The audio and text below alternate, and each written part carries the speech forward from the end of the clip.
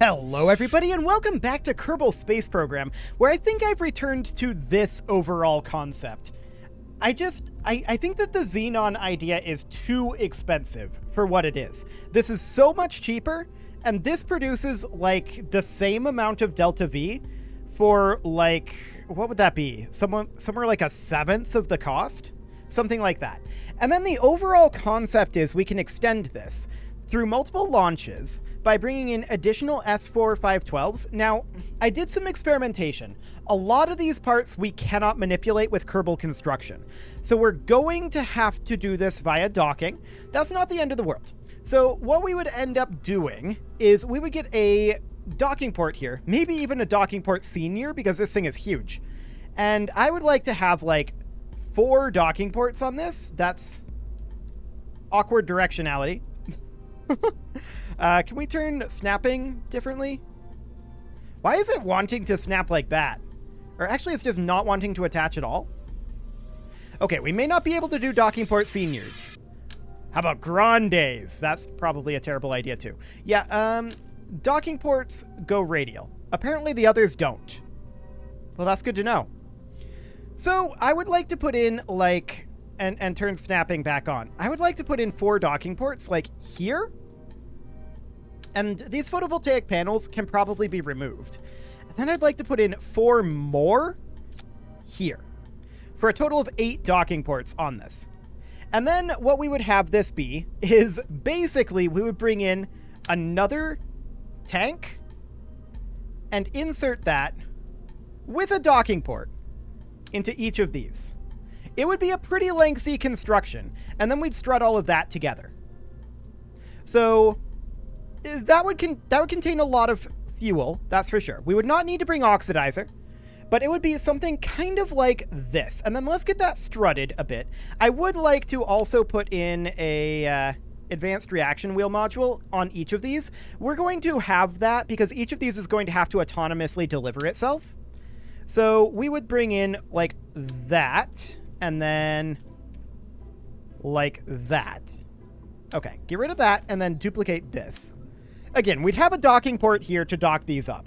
This is just for purposes of testing, but this is the overall concept that I'm thinking right now. These would then get strutted together, and then we would strut them together here, and then here, and maybe on the bottom as well. So this would have to be done by an engineer, obviously, because that's going to be done after the docking. We'd want the same thing to happen up here where these are all strutted together. We just want this to be a much more sturdy connection. That's what we're going for here. We don't want this wiggling all over. And then each one of these would have like a little bit of solar power generation on it. We don't need a lot. Honestly, just like these guys would be sufficient. So we could mount those there, there, there, and there. For the time being, we'll extend these. They're teeny tiny, and they're really probably not going to get too much done in terms of power generation. That's okay. We don't need too much. We've got an RTG up here, and that'll be fine. Our Communitron, I'm going to move, and we don't need that to be quad coupled, but I'm going to move that like this. And this entire setup costs less than half of what our half-strength Xenon setup was going to be. This will have to be assembled in orbit, but let's see what this gives us in terms of Delta V and maneuverability. I think that this is a much better concept than what we had previously, but let's see. The proof of the pudding, as they say, is in the eating. And let's run a simulation here and see just how much Delta V that's going to give us. Obviously, we will have to construct this in orbit, but this should give us just stupid amounts of Delta V, if I'm honest. We'll need a little bit Delta V margin in order to include things like the battery and the remote guidance unit and the docking port on this, as well as some form of thruster. I'm thinking about having that be another stage back here that pushes it and then gets ejected to just be this.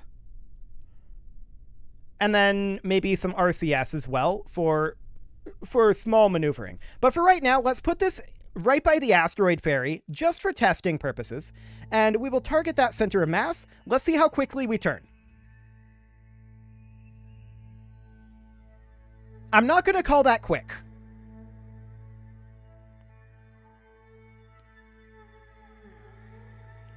That's not tremendously quick, but it's not the slowest turning I've ever seen either. Once we get hooked up to the asteroid, I think it's going to be exceptionally slow. But let's see. And you can see here we have 1156 delta V right now. That is maybe a little less than I thought we would have. We're probably seeing some diminishing returns with these ridiculous tanks. That's likely what's happening here. But let's head on in and fire up these engines. We're just going to go in at 1 meter per second. Let's warp on in. Okay. Maybe a little further. There we go. And let's see how this goes. Okay. 2,205 meters per second. That would do the trick. We can extend these if we wanted to, but I don't feel like it's necessary. Okay, the next question is... Oh, first off, I want to shut down this engine. There we go. Okay, we're trying to turn right now. I want to check our electricity flow, which is fine. Our electricity flow is doing just fine at this moment. However, it wouldn't necessarily be if we were on the dark side of the rock. So there is that, and we don't appear to be making any real headway on getting this thing to move. Let's physics warp.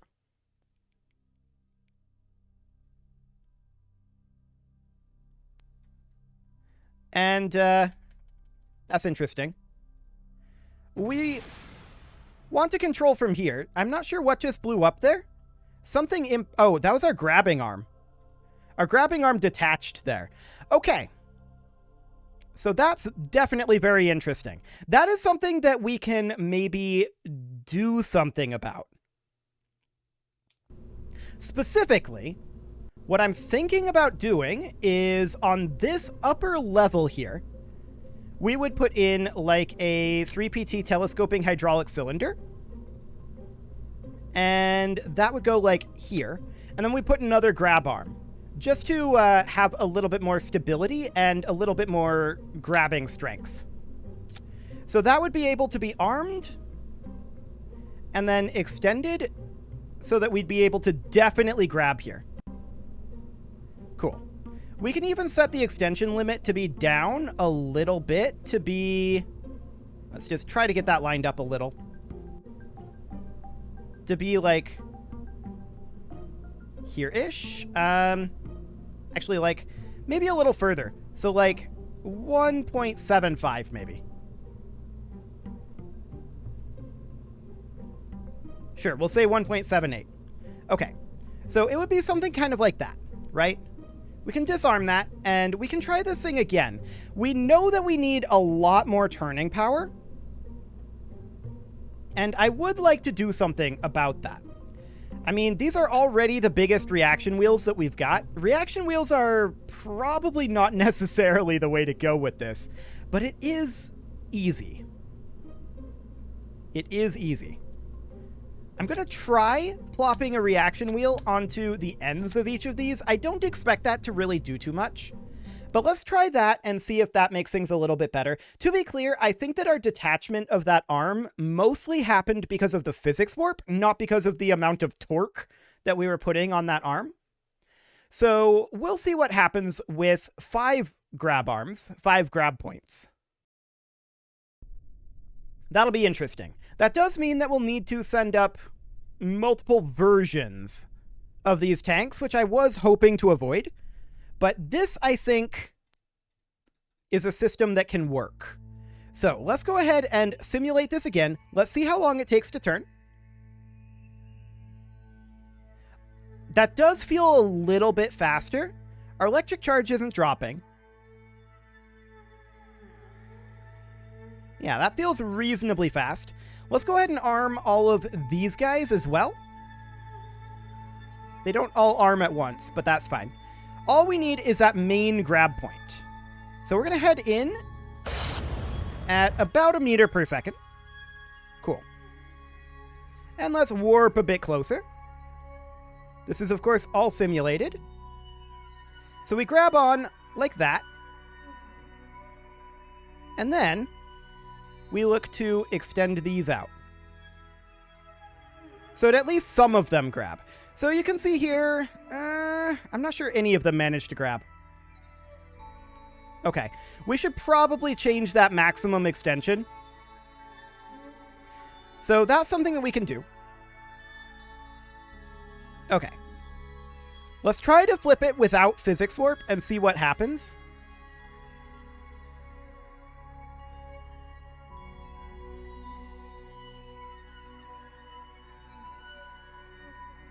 It is moving.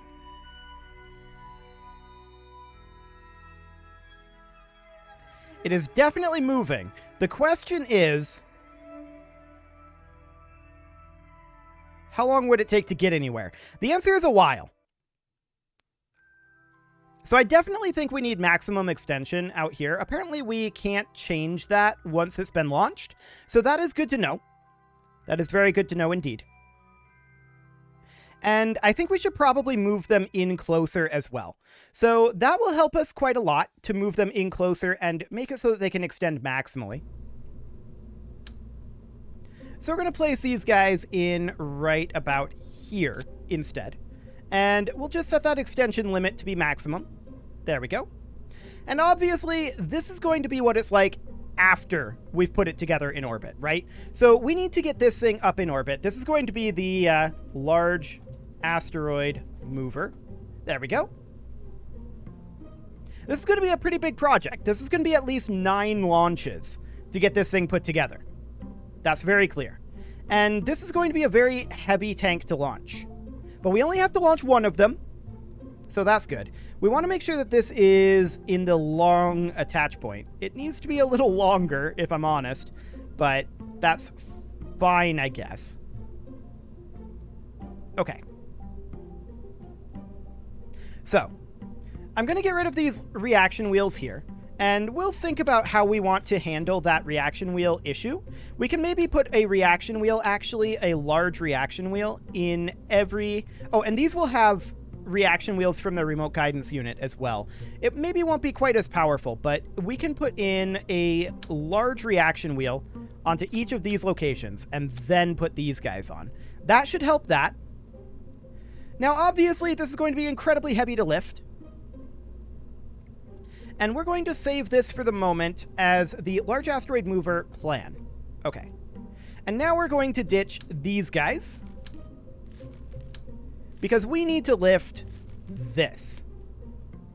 So, all we have on this right now is an RTG. Our solar panels are not going to be part of this. So we can disarm that, and we are going to need to put a decoupler down over this way. So we need like a TD50.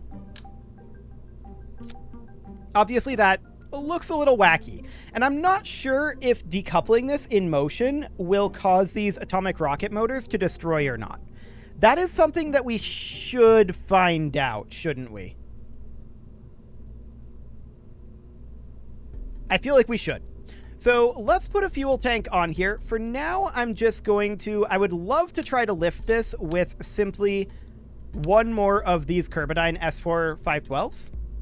That would be amazing. I kind of doubt that we're going to be able to pull that off. If we were to go for something along the lines of, like, mainsails to lift this, like multiple mainsails, like quad mainsails perhaps, what would that thrust to weight look like? And we could heavy lift this as well. But I want to see, what would that thrust to weight look like? We do need an engine plate. So we would need like an EP50. We'd make that be quad, because I don't think we can fit more than 4 of those on here. Yeah, that's about the best we can do. 1.10 thrust to weight. That's not so bad. I mean, this burn is only about 2 minutes. So that's tough. We have no oxidizer here. I do want to lift this fully fueled, if we can get away with it. That would be the ideal scenario. So, from here, we would need to put on some side couplers. Something along the lines of these. I think that we actually need to quad couple our SRBs. And I would like to use Clydesdales, I think. Yeah, Clydesdales. So we would attach those there. drop them down a bit to be about here-ish. That should be fine. Strut those in. And we need to look at delta V here in a bit, but that'll be fine. We want aerodynamic nose cones on this. What size are these? Not that size. Not that size. Like this? Too small. There we go. Okay. So something kind of like this. This is a very tall rocket. I'm concerned about the atomic rocket motors blowing up when we fire. Or when we detach, rather. So we'll see how that goes. This is 1.10 thrust to weight. If we combine all that together, that is 1.62. And only 2,000 meters per second of delta V. This probably doesn't quite get us into orbit. Here's what I really want to do. I want to move the mainsails out of this and fire the mainsails a little bit later. I'd like to bring these guys maybe up to 6 SRBs. This is a very heavy launch, for sure. Definitely the heaviest launch we've done thus far. So something kind of like that. And then we would do that. 1.31. That is not the thrust weight I was hoping for. We may have to go to 8 if we want to lift entirely with SRBs. That feels spicy, but 1.44.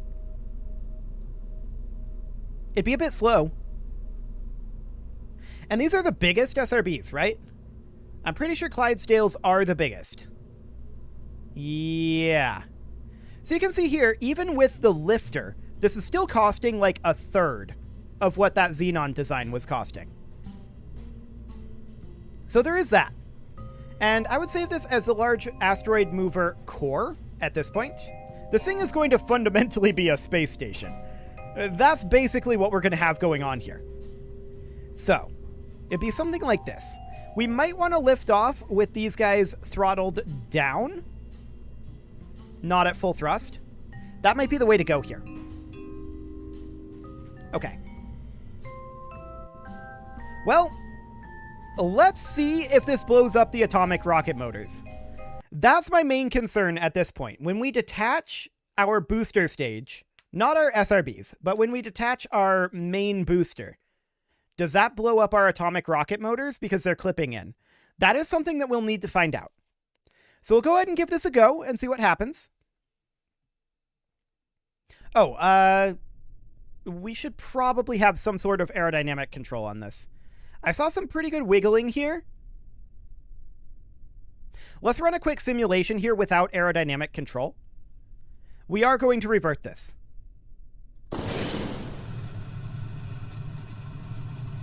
Even with the strut here, huh? Okay. Good to know. So, we're just going to throttle up everything and prepare for this. We are decently fast off the pad, not ideal, but decent. Honestly, I think this thrust to weight is probably pretty good. We're up to almost 2 thrust to weight at this point. Not bad. We'll just lock to prograde for now. Our aerodynamics seem okay for the moment, but that's mostly because of all of the gimbaling that these Clydesdales have. Let's see what happens after we detach them and fire up our mainsails, which our mainsails are currently at 1.17 thrust to weight.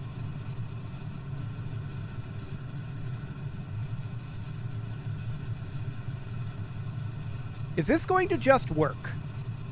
And if it does, do we revert it? Maybe for the sake of time, we don't.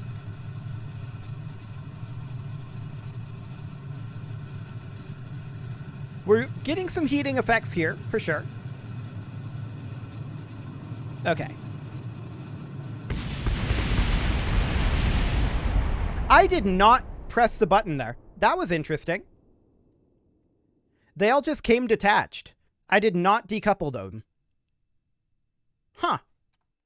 Well, As I said, that was a simulation. I saw them wiggling around right away at the beginning, and I was just like, that is interesting, even with the strut here. So clearly this single strut that we have is insufficient for these. We're going to strut this up a little bit more. We definitely learned something from that. I don't know what. That was not in 8x symmetry. We definitely learned something from that launch. The question is, what did we learn? Well, we learned that this needed another strut, and I think I'm even going to put in a third strut here. Something like that'll do. That should hold it fairly firm. Okay. So it just broke free of these standoffs, is what that was. That's interesting. I definitely didn't expect a problem to come in there. I expected the problem to come in when we jettisoned the mainsails.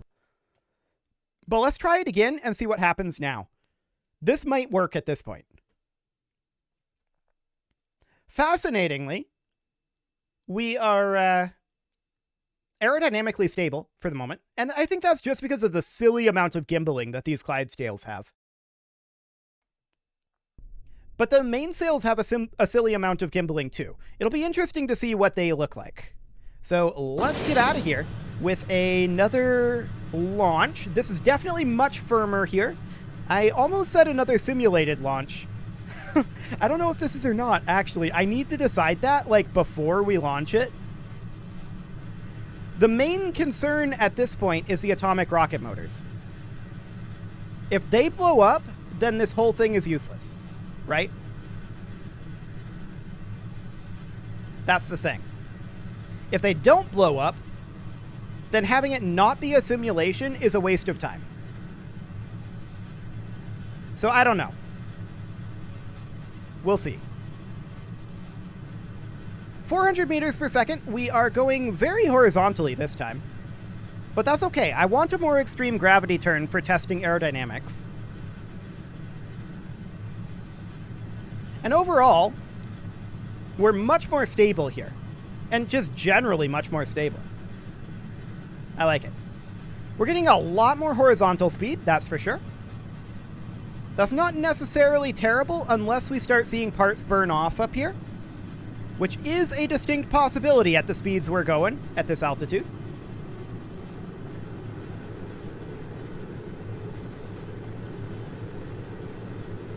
Okay, these SRBs are going to burn off soon.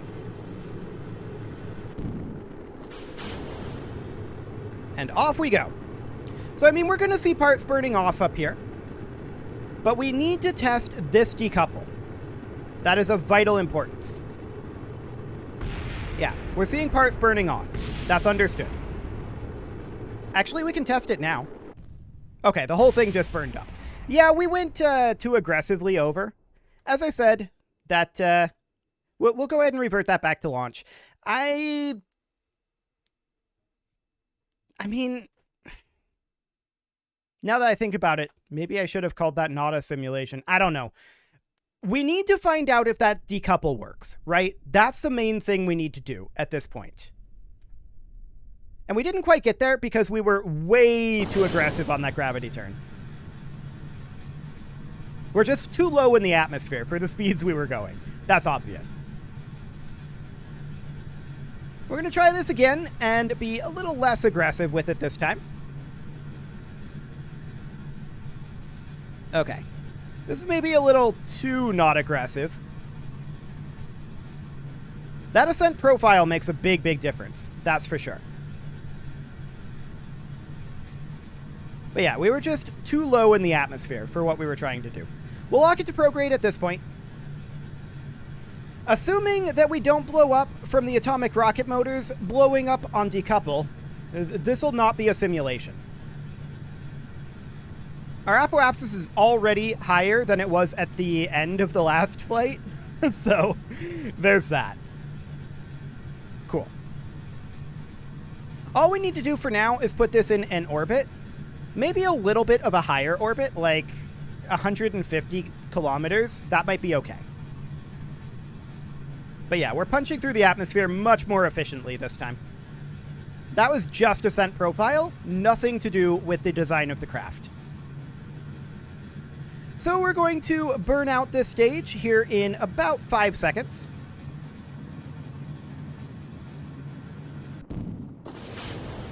And off we go. We separate there, and I'm going to try to head over to the horizon now. I want to see how our aerodynamics hold up with the 4 mainsails. Honestly, this seems just fine. Okay. So we're going to burn here at the horizon until our apoapsis is 150. Yeah, this seems okay. Assuming that we don't have an issue with these guys clipping into this tank. That is still the big concern. Cool. We're picking up a bit of a roll, but I feel like that's fine, and probably just to do with the gimbaling. 110 kilometer apoapsis height.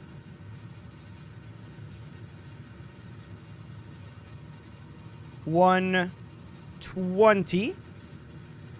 And that'll just push up faster and faster. $130. $140. And $150. Okay, so we're going to make it into orbit without splitting this off. So I'm going to quick save here.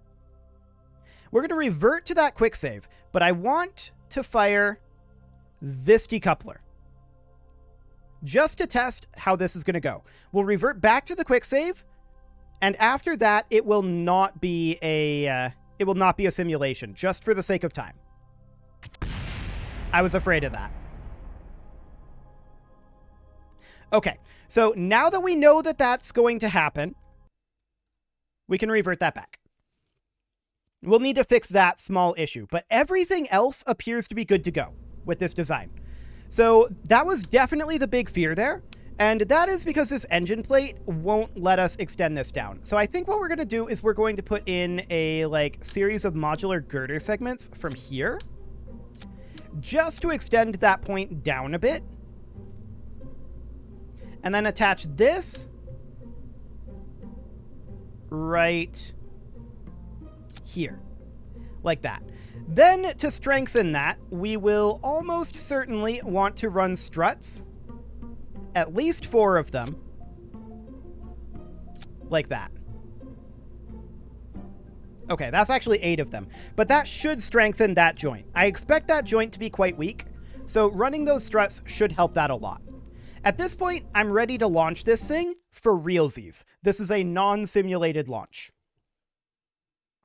If we mess this one up, there's no reverting allowed. Let's do it.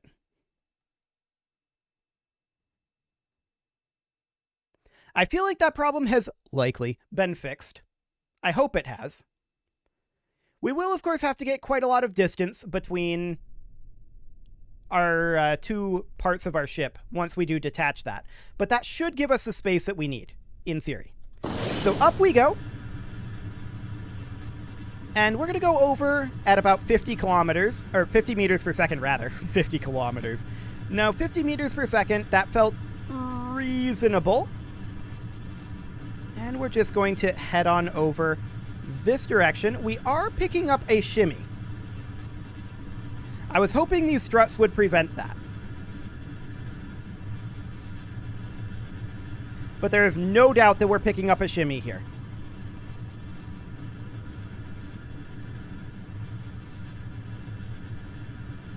We will attempt to compensate.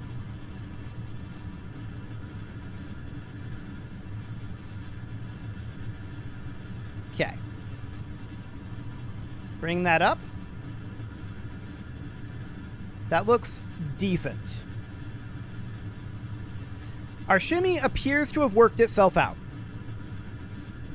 Good. We're going a lot more vertical than we have previously. I'm going to attempt to manually compensate for that. And that's, I think, just because of the shimmy. I had to put a lot of work into getting rid of that shimmy. We're going to go to 45 degrees here for now. And we'll park here. Okay. We'll separate from all of that. We appear to be fine. Good. That decouple could have gone very badly, but luckily it didn't. And we're going to head over, at this point, to the horizon. Our apoapsis height is already quite high,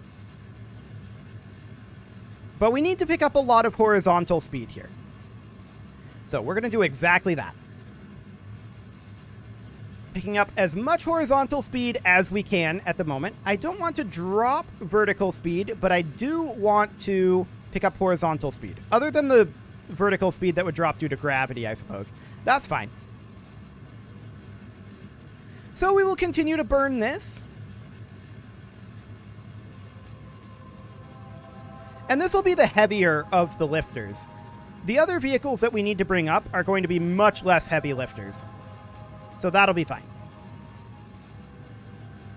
We're now in space. That's great.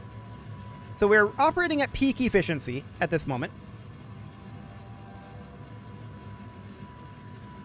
And we're going to hit our target apoapsis height here very soon. We're 10 kilometers away. Okay. That's our target height. At this point, we will go to the apoapsis and circularize this. We definitely picked up more vertical speed than would have been desired. You can tell that it's going to take a fair amount to get our... I need to just change the timing on this slightly. Close enough. Actually, we can bring that back just a smidge.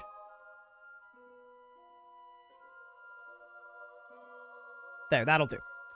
We definitely picked up more vertical speed than I would have liked, but that's okay. So, in we go. We will go ahead and extend our antenna at this point, if I can actually select it instead of this fuel tank. There we go. We'll extend that, although we don't really need it. We don't have any solar panels on this. We are powered exclusively through our RTG and our battery, which isn't necessarily ideal, but once we get our other components up here, that'll be fine. We will warp now towards the burn point. That's about a minute away. 20 seconds. Okay, I bypassed it a little bit, but that should be fine. Actually, yeah, it just changed. Just wanted to double check that, but that's okay. So we'll bring all of this in and get ourselves into a proper orbit. Our periapsis is going to be coming up very, very shortly here. And we just want our apoapsis and periapsis to be roughly equal at about 150. That is probably about as good as we're going to get for right now. We could fine-tune it, but I don't really think there's much of a point. Okay, so here we are at 150, and that should be fine. Now we need to bring up our other fuel tanks. 8 of them.